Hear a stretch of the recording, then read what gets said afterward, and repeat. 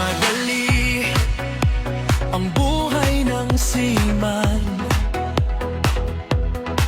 Dahil sa malayo ka sa iyong mga pamilya at kaibigan, magkahalo ang lungkot at saya ang laging nararamdaman.